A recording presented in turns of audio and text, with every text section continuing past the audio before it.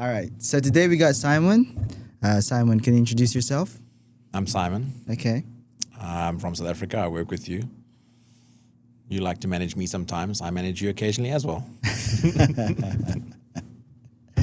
Okay, to start off, how do you personally define management? I think the simplest way to put management is it's about making sure systems are in place. You got the right resources and tools, everything in place to do what you need to do. It's about building structure to line up with whatever actions you intend to do. That's probably the simplest way to put it. Okay. And how would you define leadership? Leadership is about creating a vision and then inspiring people to obviously achieve that vision and also realize or exceed their potential along the road to get towards that vision. Okay. When you say vision, can you define it? Vision is the big goal of the team, of the company, something that together you are striving for to achieve. Okay. Okay. In your view, what's the key difference between management and leadership? People. Can you expound more? Management's about what needs to be done. Leadership's about who will get it done. So it's systems. Okay. Leadership's about leading the people to get the work done. All right. Cool. Do you believe that one can truly become a leader more of like a manager? More like a leader than a manager, I mean. If so, how? I think this depends on the people and the circumstances. I think that leaders are found where there's no titles. You may get members in your team that aren't managers that are great leaders because they have a buy-in from the team, which is difficult to find. And those are the true leaders, which is great. They're the people that become more of a leader than a manager over time, getting buy-in from the team just by working with them. But they can be supported by team members that have strong management skills. Okay. Yeah. So when you say management can be ingrained individually, but leadership is a totally different, aspect. I think management can be taught, Okay. but leadership is something that you have or you don't have. It's something that is molded over time through experience, circumstances, and belief in oneself and a vision. Okay. Can you define 3 attributes of being a good leader? Empathy. You have to understand your team and be empathetic with them. You have to have a high EQ, emotional intelligence. You're dealing with different people day to day, different scenarios, different situations. All of that comes up. Here I am umming. And you need to be a good communicator with regards to giving feedback, receiving feedback, communicating changes, communicating the vision. That's a huge part of leadership. Okay, so empathy, Emotional intelligence, and communication. then communication. Are probably the 3 key factors, 3 key factors of being a good leader. Yeah. Okay. Many leaders try to guide through authority. Okay. But Stoicism reminds us to lead by example. How do you embody that in your own leadership or just in leadership in general? I think if you have to go around telling people that you have authority, you don't have it in the first place. Okay. I think that's the big mistake a lot of people make. I'm the boss, you must do this. That's not leadership. They're not going to buy into that. Stoicism is great. I only got into it late in life. Something that truly helped me with my leadership style is Stoicism and my life and personal issues and dealing with family, friends, and so on, which is really good. But for me, the biggest thing about Stoicism was working with expectations and control. I have very high expectations of my team, and I have to realize that sometimes the expectations might be a little bit out of reach and must be adjusted. And control was a huge issue for me. I would be so scared to hand over control for fear of failure. But with Stoicism, I've learned to control what I control. Everything out of my control, I don't need to worry about. As long as my systems and training are in place and my team are aware, it'll happen. Why are you giving me questions about other lists? I have my book in my bag. Do you want me to go fetch it? I don't know. I think being stoic is living by lived lived visions by people. I also think it's a lot about stoicism is about perspective, Okay. being able to step back and see the situation as a whole, not reacting emotionally. If you react emotionally, it's downfall from there. You need to realize what's in control and what's not in your control. That's the biggest step. Once you take that, then you can let them do what they want. Okay. Growth and ambition are important, but so are humility and balance. How do you find that middle ground? I think growth is essential, but unchecked growth can create an ego or bad tunnel vision. And with the tunnel vision that some people have and that big ego, what it does, it prevents you from seeing the purpose of the team or the bigger picture. So you live in this little tunnel, you're not able to see the whole picture of what the team want to achieve. Humility is the trait that keeps you grounded, because success is not done by yourself. Success comes about through the team. Team effort. Yeah. The team goals and team vision. You didn't get there on your own. Yeah. You had a team supporting you the whole way. When you speak about tunnel vision, okay, have you ever worked with someone who's like this? Yeah, I've had a few cases like that. Yeah. And I've been partly to blame for it, where I think you know the people we're talking about here. Yeah. Where I've believed in them so much that I've actually boosted their ego. Okay. And that has led to the tunnel vision. So I've put them on this pedestal, and then they go around walking around like they own the place. And I should never have done that. By telling them they are so good, they have the potential to be the best. So you need to be very careful about who you put on a pedestal and how you act around them. So when you encounter this kind of challenges, how do you deal with it? Feedback. You have to be very honest with the feedback. But it's up to them about how they take that. You have to be very careful, which I've noticed as well in Saudi, culturally, how you give the feedback. Sometimes it can be taken the wrong way, even though it's very honest. I'm a very honest, straightforward person. So you got to be honest, give feedback, coaching, and give feedback immediately when you see something happen. Don't wait for quarterly reviews or one-on-ones to bring up stuff that happened 3 weeks ago or a month ago, because by then the behavior has gotten worse or possibly ruined the whole team. What's the percentage of that person receiving that feedback? What do you mean? Like, what I mean is, like, when he received that feedback, what's the percentage of him accepting it or just not accepting it? Depends on the person. Okay. If the person's open to receive the feedback and you've given it in a way that they understand, the percentage is quite high. They'll take it and work on it. But if they're going to immediately go on the defense and start blaming other people or passing the blame on to the rest of the team and not accepting that they made mistakes or they've had failures that they can work on, it's going to be a long road before they start seeing change. Okay. So when it comes to that, to the situation where you already gave the feedback, the guy didn't accept it, what's the next step? You can either look at like finding another way to bring it across. Maybe getting one of your other managers to get involved as well. Maybe they have a better relationship with the guy, can create more understanding with him. Using examples, actual cases that have happened. But if someone's not willing to open up and understand it and be willing to work on it, maybe you've come to the end of the road. Okay. Cool. When making tough decisions, do you place more weight on achieving outcomes or on staying true to your principles? Always stay true to your principles. Okay. If you stay true to your principles, the outcome that you want will come about anyway. So every action and decision that you're making as a leader should be filtered through your values. If they don't meet with your values, then you're doing something wrong. So if your staff see you going against your principles and your values, they're not going to buy into you and support you to reach that goal. So you need to stick to it.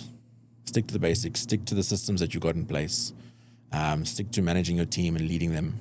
And then with examples, lead by example, and they'll buy into it. Okay, can you give me a situation?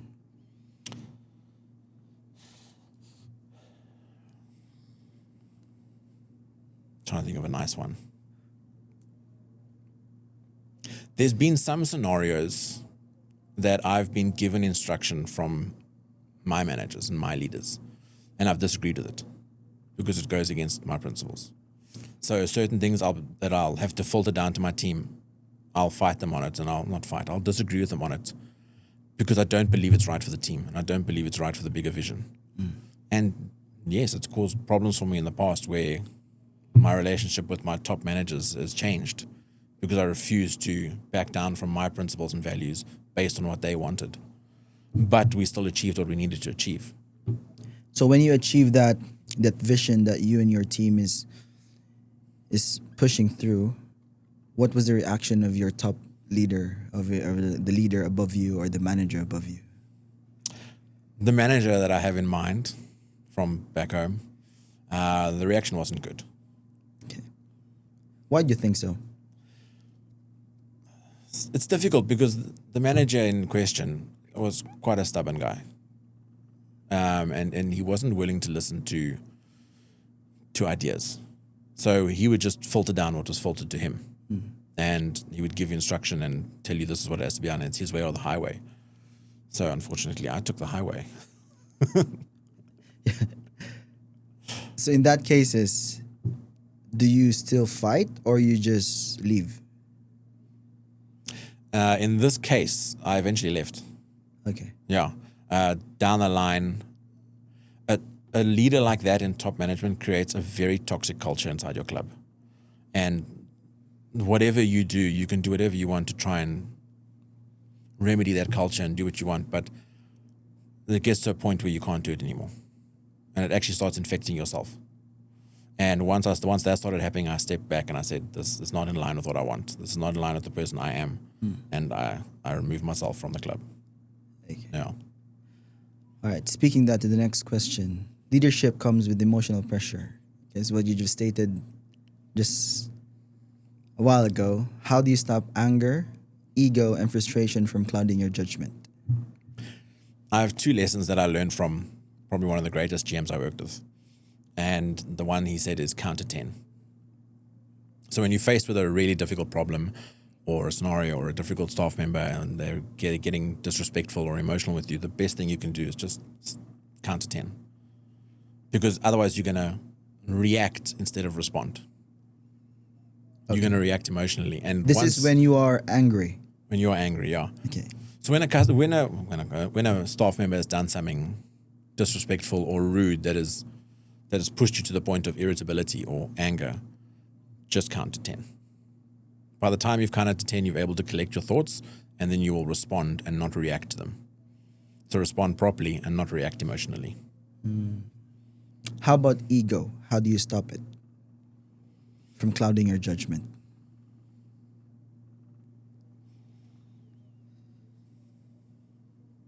I think perspective as well.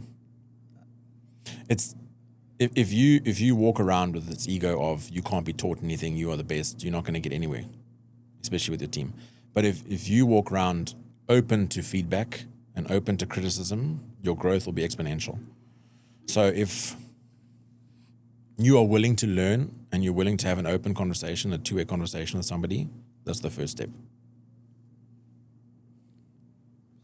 How about frustration? If you're frustrated with your colleague, with your staff, with your employee, and even with your manager, how do you handle it from clouding your judgment?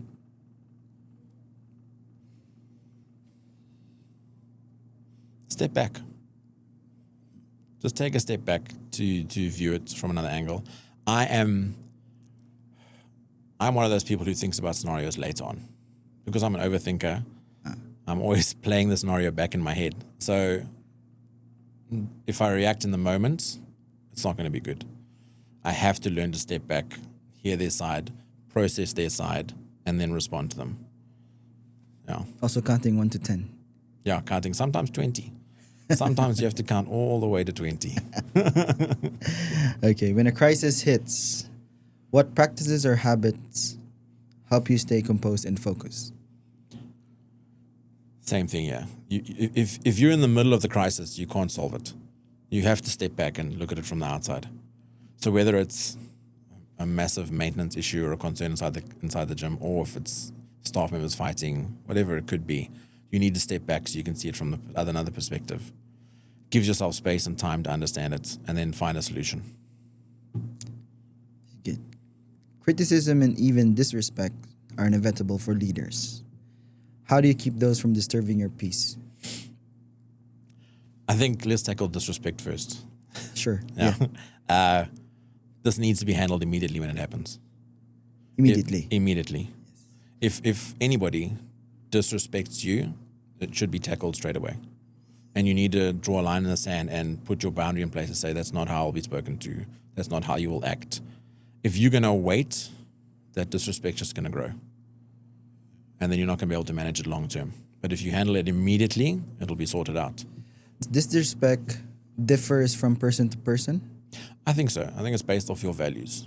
Okay. I think it's based off what you believe in, your principles. Something that somebody might say to you, I might not find disrespectful. Your culture, your background, you might view it as disrespectful. I might not.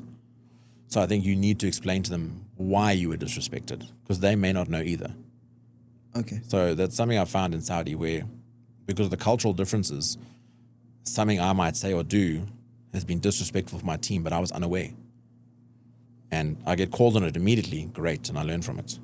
And you have to do the same with all your team. Okay. I've got another one. When it comes to somebody saying something disrespectful to you, the best thing you can do is just stay silent. Just stay silent. Don't say a thing. Don't react. Count 1 to 10. Don't even, Just stay just silent. pause. Just pause. Don't respond. Don't react. Nothing. And in the pause, they will realize, oh, I've said something I've wrong. made a mistake. I've said Do something you wrong. maintain eye contact? You do. You do. Yeah. Okay. So, how do you keep those from disturbing your peace in decision making for you and your team? With regards to disrespect and criticism, Yes. open conversations, you got to invite the criticism. You got to view it as feedback. Don't view it as criticism. So if your staff are coming to you with a problem they have with you, and you're not willing to listen to it, that's not fair. Because it's a two-way street. If you're going to bring something to a staff member and they're willing to listen to your feedback, but you're not willing to receive their feedback, you're not going to get anywhere. You have to be open to it. If you're not open to it, you're not going to receive criticism. You're not going to grow. You're not going to develop yourself. As a leader or as a manager, how do you open this conversation with someone? Ask them.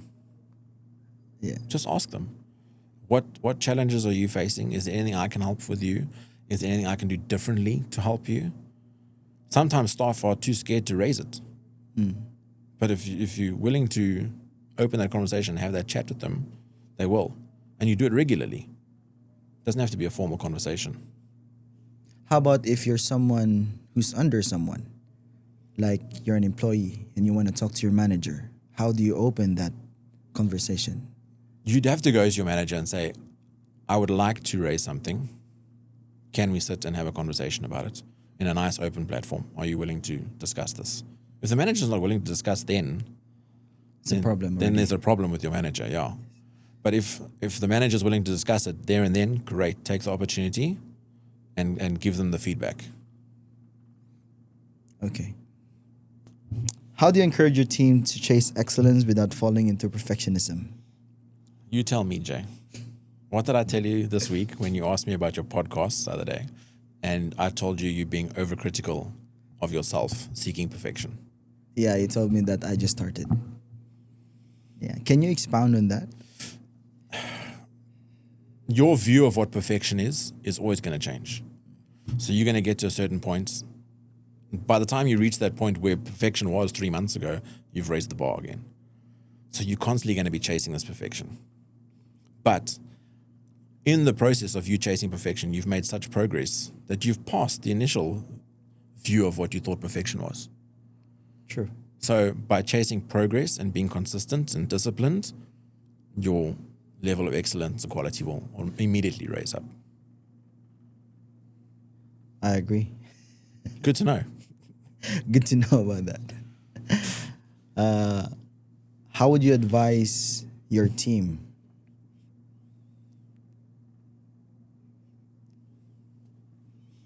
to not do this? To not chase perfection. Yes. To be disciplined in what is expected of them to do. So if, for instance, you want to hit a certain target for PT sales, what are you doing every day to hit that target? Do PT. Of course you're doing PT, yeah, but are you focusing on retention? Are you delivering good service? Are you following up on members that just joined? Are you doing the basics? If the basics are in place, you're going to hit it. If with sales, if my guys are phoning and making appointments and following up on appointments missed, it'll be hit. They are already striving for excellence. They're already being consistent and disciplined every day. Once you lose the consistency and the discipline, you can say goodbye to the outcome. Can consistency be learned, or is it comes natural?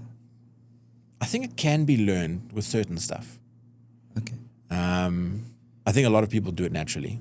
I think they were raised that way just to be. They were brought up to always wake up on time, always go to work on time, and that's their background. That's how they were raised. Consistency in work, I think, can be taught. I've seen guys in sales teams with no experience come into a sales team and they are taught to, if I need to make 5 sales today, the ratio of my calls versus appointments is that many. I must make 50 calls to make 5 appointments. I must make 100 leads to make 50 calls. And if they are doing it every day and they're checking it off and they start to see that their goals are being achieved, they're teaching themselves consistency. But there has to be a reward for it. You can't just be consistent without a reward.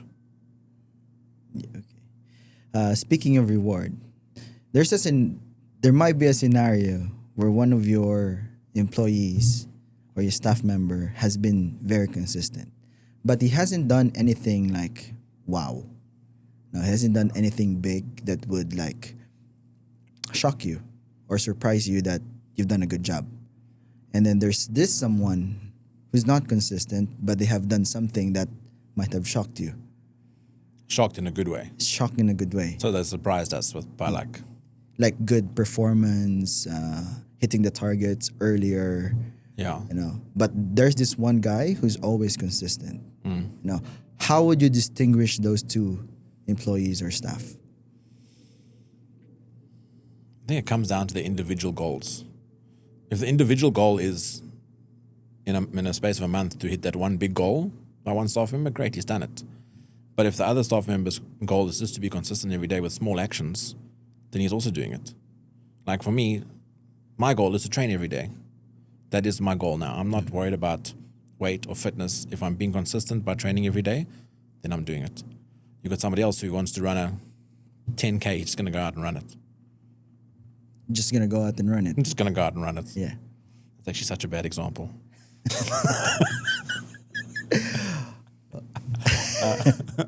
Edit. Yeah, no, you're good. But can you distinguish those types of employees or no? You can. Which employee would you prefer? I would prefer the consistent employee. Because consistency is going to breed success over time. The guy that just has the one big, maybe lucky success once, that's going to catch him later on. But the guy that's doing the daily habits every day and is consistent in his actions and disciplined, down the line, that's going to be ingrained in his system. He's going to do well. Which do you think would have a better chance of progressing into a managerial role?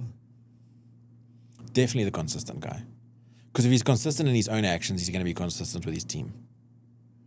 So if he's consistently developing himself, he's going to do the same for his team. Okay. That question wasn't on you. Beyond quality, what does it mean for you in your organization to strive for excellence? I think excellence is something that's always changing in expectation and measurement. Let's define excellence first. Okay, what is excellence, Jay? No, you define it. Excellence is defined differently from person to person. So it's more subjective to the person. Yeah. Or it's to the organization. Also to what it is. Yes. Excellent sales might be different from club to club, or an excellent performance for you might be different to somebody else's excellent performance. Like, I'll tell you about my kids now. Okay. My kids changed schools because the behavior of the one school wasn't great and it wasn't really working for them. And my oldest really struggled in the first term she was there. And she got really bad marks because she had to make a huge adjustment. Now, in the past term, both of their marks went up massively. Both of them. Both of them. Yeah, they worked hard the last term and their marks went up from like D's and C's to B's and A's. And when I phoned my oldest, I was like, I'm so proud of you for this improvement. It's amazing for me. It's excellent. She's like, no, it wasn't.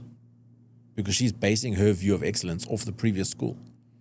Okay. The previous school was a different education system. She was getting A's for everything. So that's what she views as excellent. But my view of excellence was going from a D and failing some subjects to passing and getting B's for most of everything. So it's about a viewpoint, I think, and perspective. So excellence is a viewpoint. Yeah. Excellence isn't perfection. Excellence is consistency, discipline, according to what? Hang on. Excellence is not perfection. It's consistency, discipline, and the ability to raise the standard of your own work a little higher every time. Okay. So that's why excellence is always changing. As you raise your level of work, your excellence raises. I would say excellence can be progress with discipline and consistency. That could be also one thing. Yeah. Yeah. But do you think excellence can be achieved, or should it always just be a little out of reach? No, I don't think excellence should be achieved. I think excellence should be practiced. Yeah. Yeah. No, So like, did you do your best today? Did you do everything that you could do to solve this concern or this Yes. issue? Yeah, then that's excellence. good. Are you intentional about focusing on real, meaningful skills when developing your people? I wouldn't say that I am completely. I'm not completely intentional about that. If it's there to be taught and developed among the team, then yes, definitely. But I prefer to teach in the moment. Okay. So I will focus more on intentional interactions with people. And if I see that something needs to be taught, I will teach it right there and then. Don't get me wrong. If there's a new policy or procedure that gets brought in, I'll teach it. But if I see somebody making a mistake or an error, I see it as an opportunity to teach now, while it's fresh in their mind, while they see the problem, and it's an opportunity for them. And I find that sort of intention, if I'm walking around and taking those chances to teach in the moment, is far better. How would you initiate that teaching process? What would you do? I'll give them feedback. I just initiated it now. Yes. Oh, okay. What would you do? What would you do? So What would you do? That would be the question. That is it. If somebody comes to you with a problem, what would you do? What if they say, I don't know? Then I'll coach them in it. Then I'll break it down slightly. So let's think of a problem we had. So let's say electricity goes out. Okay, it's a big issue, but Yeah. What would you do? I don't know. You don't know what to do. Okay, so where are the breakers in the club? Okay. So you walk them through. you sort of guide them and give them clues to what to do, because there will be times where they don't even know what the first step is. True. But through constantly coaching them, they will be able to identify, and they'll underestimate what they know, and they'll surprise themselves, which is great. Sometimes they don't know. I mean, Sometimes they don't know. Sorry, I rephrase that. Sometimes they know, Yeah. but they're not acknowledging that they know. Then you got to remind them. Then you have to remind them. Yeah. You know this. I know you know this, because you and I have discussed this before. Yeah. And we've spoken about it in training and meetings, and you've seen this happen before. So tell me, what would you do? What would you do? What would you do? What would you do? What would you do differently? How would you change this? Yeah, How would you make it better? That's a good question. I'll use that for sure. Yeah. Good for you. What would you do? What would you do? It works because it catches them on the back foot, and they sit there going, I would do this, this, this. And you're like, spot on. Do you have you done in the past where your staff member did something wrong and you just snapped and just call them out, just got angry and mad? Yeah, of course I have. There's always been times where like What was the feeling? guilt. Afterwards, pure guilt. There's been times where a staff member's done something in the past and I've snapped and immediately I'll apologize. And I'll never snap in front of a group. Like, and it's been bad, but it's something that I've worked on. It's something that I've developed. And I always apologize to them. I'll pull them straight into the office and say, listen, the way I reacted was poor. I'm sorry. You didn't deserve that. For leaders and managers, is it hard to apologize when you're wrong? I think for some, yeah. Why? Because I think they feel weak. It would make them feel weak. Yeah, it makes them, they think it makes them feel weak or look weak in front of their team, but it's actually the opposite. I had a manager who let the rip at me the one day. Who ripped you? He flew off the handle. It wasn't even about me. Okay. It wasn't even about me. And within 5 minutes, I got a phone call from him apologizing. And that's a leader. When you are that employee who gets shouted at, and you know that you didn't do anything wrong, what's the feeling? Fear. No, I don't think it's the feeling to that is a little bit of uncertainty because you start to second guess yourself. But once you realize that you have done nothing wrong, you need to remove yourself from that situation. Just step back and give them space. Yeah. Maybe they didn't have any coffee. Maybe they haven't eaten yet today. When you say remove yourself in that situation, you like just pause, look at him in the eye and just say nothing, or you walk out? It depends. I mean, if it's in an office, I would say, I can see that you're a little frustrated at the moment, a little emotional. Let me come back. And then just leave. Just say, I'll come back. Let me come back to you just now, we can chat about it. How about if it's in front of other people? I'd just pause. Just pause. Stay quiet. I wouldn't want to belittle them in front of other people. So, I mean, that boss that I spoke about, he did it in front of a group. Okay. And I just stayed silent and then left. And then I got the call 5 minutes later apologizing. I'm not gonna call him out in front of peers. No, I'm not gonna do that. What did you feel when your boss called you after that? I think you feel good because you know that you're working for someone who can own their own mistakes, which is great because your first impression will be like, oh wow, I'm working for a person that treats people like this. It's very easy to think that. Do you gain more respect for the guy? You do have a lot more respect for them, a lot more respect, and then you know you're going to work harder for them because of that simple action of apologizing.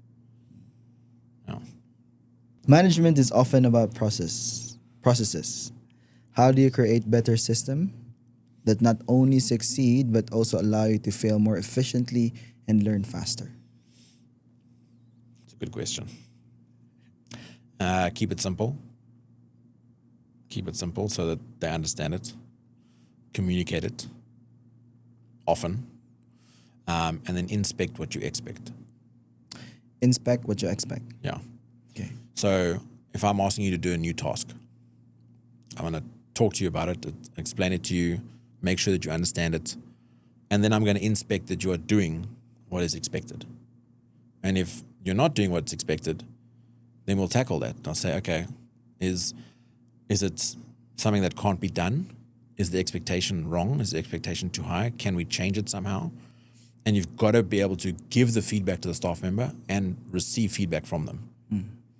Now, you and I have done this a lot where we've received new policies and procedures and we change them slightly because it's not suited to what our team or our club needs. So you've got to be able to get feedback from the staff to say, okay, this is the procedure, this is what you're doing.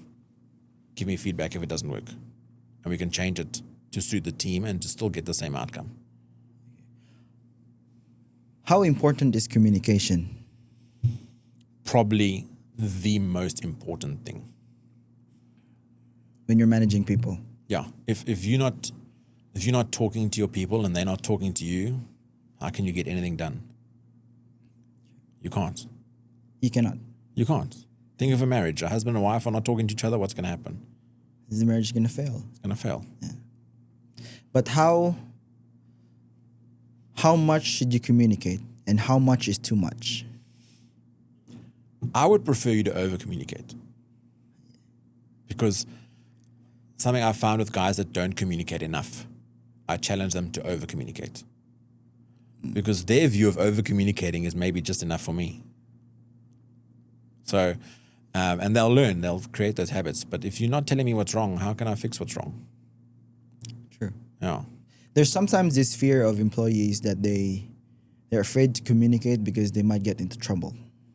Yeah, there is that. There is that. Yeah. But as a manager, would you prefer that, or would you prefer for the employee to fix it on his own? Both to a certain point. Okay. So if an employee is facing a challenge, I would love them to tell me about it. But then I'm going to turn around and say, okay, what would you do? Okay. Okay. But also I would love an employee to come to me and say, this is the challenge I have. This is what I've done. Great. Because now they've been able to make a decision and fix something. Even if they fixed it incorrectly, even if the decision they made or the action they took was wrong, there's still an opportunity to coach them on it.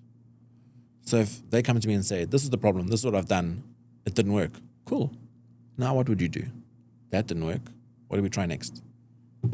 But if you're not bringing me the problem or the challenge, halas, nothing's going to get fixed. How about if you have the same problem, you communicate a lot, and nothing is changing? If it's the same problem over and over, then there's a problem with the system. There's a problem with the systems that we have in place or the procedures we have in place. Something needs to change. If you've identified the problem and you've changed stuff and you're still having the same problem, maybe it's a people thing. Maybe people need to change. And I'm not saying fire them. I'm saying maybe the person that you gave that task to can't do it, doesn't understand it. Maybe that's not their strength. Give it to somebody else. Maybe they are able to identify what the solution is. And that other person's good at something else. You got to use your team for their strengths. But most likely it's a processes thing. How would you define your team's individual strength? Something they enjoy doing and excel at. Think about it. Yeah. What type of workouts do you do? It's like I would have a guy who's doing a lot of bodybuilding. Yeah. I would have a coach who's doing more conditioning or just more cardiovascular. Yeah. But does the coach that does conditioning like to do bodybuilding? I don't think so. Because it's not his strength. It's not what he enjoys. Does that make the other employee lesser of an employee compared to the other one? No.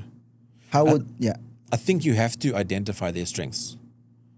Because, like, I've got one guy who's brilliant in sales.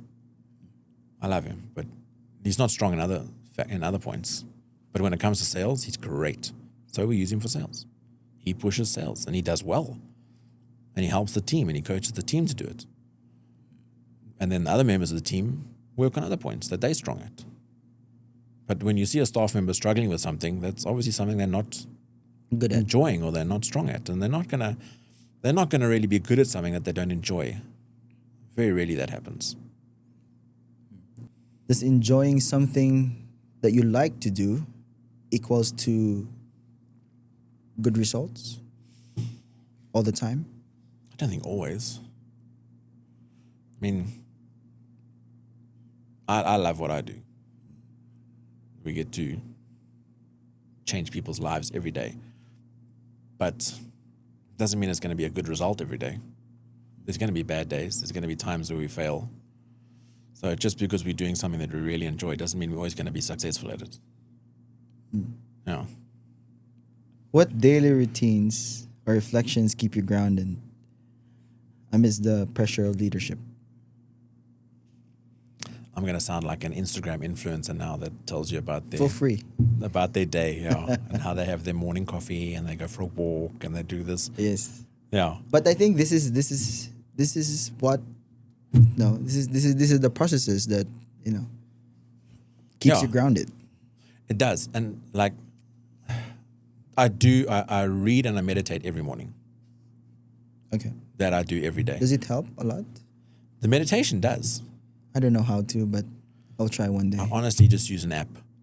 Okay. And you turn on the app and you just listen to the voice and it takes you through your thoughts and it centers you and it grounds you and it's great. And meditation, people think it's about staying focused the whole time. But the one thing they teach you is that if you get distracted by a thought, identify the thought and move to the side and come back to the breathing or come back to the meditation. You're allowed to get distracted. That's fine.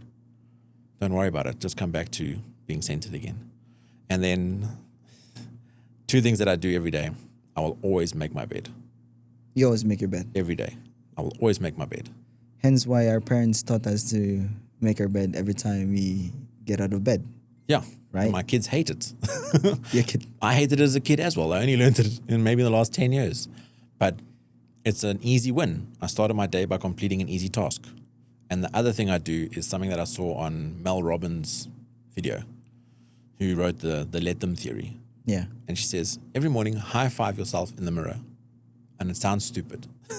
It looks stupid too. It looks stupid too. Yes. It looks stupid for the first few times. But you're acknowledging yourself. When last did you tell yourself, well done? Or good work? Or congratulations? You never do. Yeah, you never do. And I promise you, for the first 3 weeks you do it, you're going to feel like an idiot in front of the mirror. Like, oh, Simon, well done, Simon. But it's 3 seconds, 5 seconds of your day, and it works.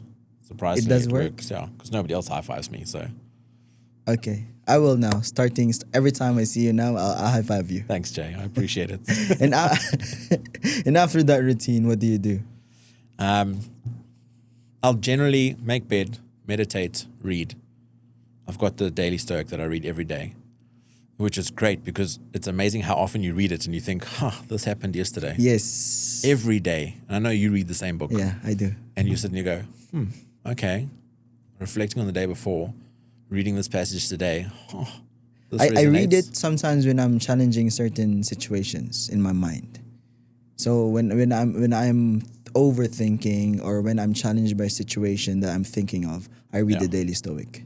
Yes. Yeah, same. And then you're able to resonate with certain things. And then I will journal. But you as an overthinker will love this as well. I don't journal every day. I don't also. I'll only journal when I find my mind is too busy. So you write down your thoughts. Yeah, I'll write down whatever the thought is, whatever's worrying me, and you'll find most of the time it's just rubbish that you're writing down. But then you read it 2-3 days later, or you're able to actually go to sleep afterwards because now all the thoughts in your head you've put down on paper. So it's out your head and you can actually go sleep or Go sleep and relax. go sleep and relax. Yeah. Yeah. Yeah. I think that works. I'm planning to do that. Writing things that bothers you before bed. I haven't tried anything. I don't have a routine right now. My routine mostly is catered towards my baby. Yeah, well, your routine Towards sort of this- been thrown out the window at the moment. Selfish Towards the baby. family, but I would love to stick to a routine in the future if I have more time.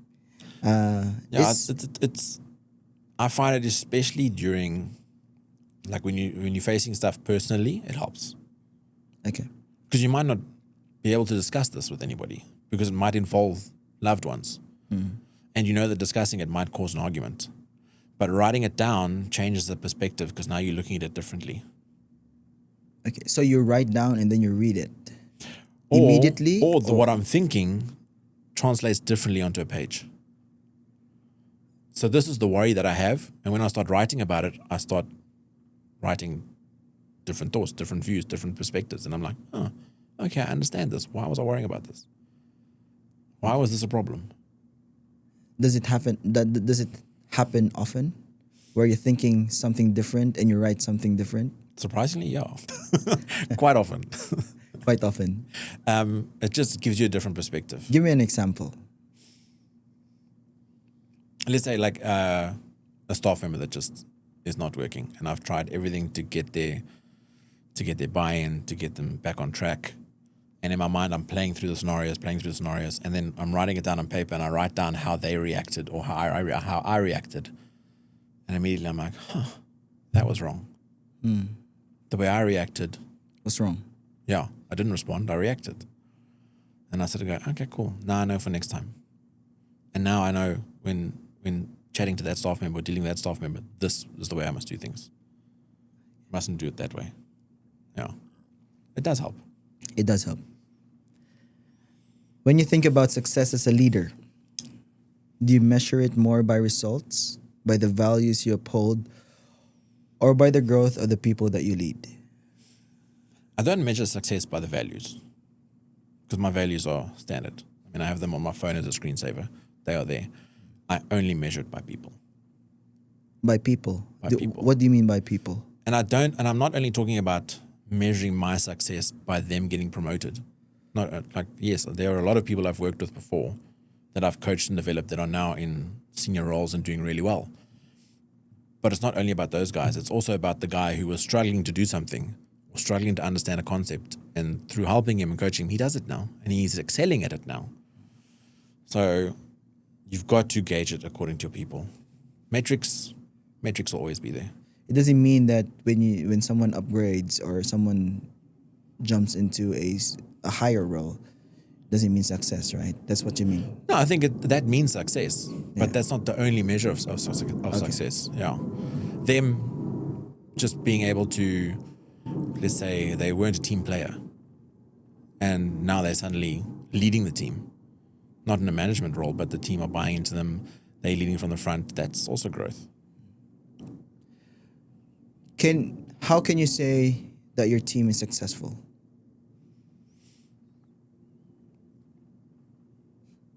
It's a good question. I would say the best way to gauge if my team is successful is peer-to-peer feedback. Okay. So if the culture is good, my team are doing well, and every department is being successful, and we're reaching targets, obviously you want to measure it according to that. But if you see that individuals are growing inside your team, becoming more responsible, reaching their own goals, individual goals, then you're successful. Have you ever experienced where a team is cohesive, working properly, they like each other, but they're not doing any success in terms of numbers? Yeah, lots of times. And They're not hitting targets, they're not hitting sales. How do you deal with that? you have to go back to the basics of what is in place to hit the target. Like the team might gel really well, Yeah. but they're struggling with the basics to get to where they need to be. So as a team, they bond really well, they work well together, they support each other, but they're not doing what needs to be done with the daily actions every day to hit that target. I worked with a sales team that were brilliant. These guys went for team buildings every weekend. They were always out together. They'd have breakfast every morning together. It was ridiculous, like the amount of camaraderie between this team. But they could never hit a sales target because they weren't managing their daily tasks correctly. They just enjoy working with each other. They just enjoyed working with each other, yeah. And then once we had another sales manager that came on board who was very much about metrics, very much about this is what needs to be done. You need to tick this box in order to. And he worked so well with his team that within 6 months they were smashing every other club because they had this great bond, and then the discipline was in place that nobody could catch them. How about if a team is not cohesive, but they're overachieving targets? What do you think about that? Then you've got a lot of individual performers in your team, a lot of strong individual performers, but you need to look at how you can get them to work together. Maybe they're just managing and working as silos and not really bonding together. And then you need to look at the leader of that team as well. The leader brings them together. Okay. Yeah. When you say the leader, is their manager, right? Yeah. I know what you're going to ask. Yes. How long does it take to form a habit? Yes. So I think traditionally it's meant to take 21 days. Okay. But now I've read some studies that say it takes up to 60 days to form a habit now. That's habit forming. Yeah. Yeah.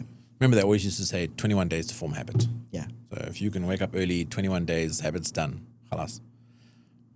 But I think it needs to be longer because how are you going to form a new habit in 21 days if your old habit was there for 20 years? Okay.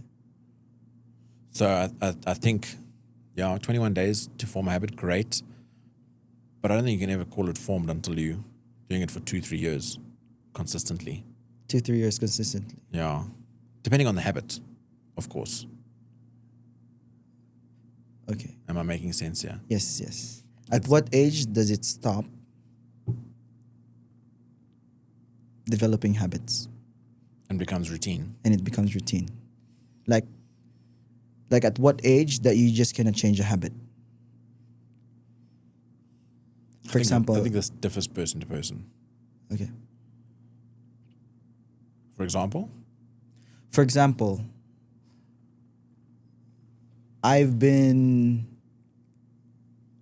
only teaching clients in the afternoon. Yeah. I don't take clients in the morning. Yeah. For the past for the time that I was like for the past 20 years that I've been a personal trainer. Now I'm 40. Can I still develop the habit of waking up early and getting in clients, getting that? if you want to be able to wake up early, there's got to be stuff in place to assist you to do that. Yeah. But I haven't done that in the past 20 years. Yeah, then it's going to be difficult for you to do. Yes. It's going to be challenging. Can it be a habit? I think it can become a habit if you're disciplined enough to do it. But at the age of like, let's say 45, can I still develop that? I think you can, if you're disciplined enough. If you're not disciplined enough, is it really something you want? So how do you question yourself? Is it worth it? Do I need to do it? How about if the answer is yes? If you need to do it and you're willing to put in the work for it, then you can. But I think it'll take more than 21 days. Yeah. This is what you Yeah. said, that it Yeah. doesn't, this, like 21 days is great, but it doesn't only take 21 days. It's like when members come into the gym and I want to lose 20 kilos. Okay, great. When do you want to lose it by? No, 3 weeks. Cool. How long did it take you to gain the 20 kilos? No, 2 years. Cool. And you want to lose it in 3 weeks? I mean, You invested in that belly for 20 years. Now you want to lose it in 3 weeks? yeah, It's not going to be possible. true. 21 days to form a habit, and in the time that you're forming that habit, you're breaking bad habits. If you're disciplined enough, then maybe you can, but to sustain it might take longer. What is the greatest attribute of being a leader? Being self-aware. Self-aware? You need to be aware of yourself, aware of your actions, aware of your responsibility, your accountability. If you're not self-aware of what you're doing and how you do it, how are you going to coach others to be like that? Yeah. Yeah. How about being a manager? Tick the box. So I think just basically managers just ticking tick boxes. Ticking boxes. Just ticking boxes. This was done. This was done. This was done. And when I worked in South Africa for a very well-known gym company, I won't name, they loved checklists. They had a checklist for a checklist for a checklist for a process. And it just developed managers. But these managers could never develop people or deal with people or lead people because they were just taught to tick boxes. It's done, it's done, it's done, it's done. And that's what they were managed according to. That's what they were measured against. So, all your checklist done? Great. What have you done for your team this month? It's not on the checklist. Oh, okay. Was I meant to interact with my team today? Oh, interact with team. Check. Hi, team. It was never done, and these guys struggled with their team, but they could get the work done. But down the Yes. line, they didn't stay managers for very long. Just ticking boxes. Just ticking boxes. What could be the biggest support for leaders in order to progress into a company? Education. Does it mean like education, getting certificates, getting degrees, or just No, not necessarily degrees and stuff, but self-education. self-education? Yeah, if you're not trying to make a better version of yourself, how are you going to grow? I've spent the last 5-6 years working on that properly, and the development I've had has been exponential, and it's shown. But prior to that, it wasn't my focus, and I was just like stagnating like this. You have to continually educate Yourself.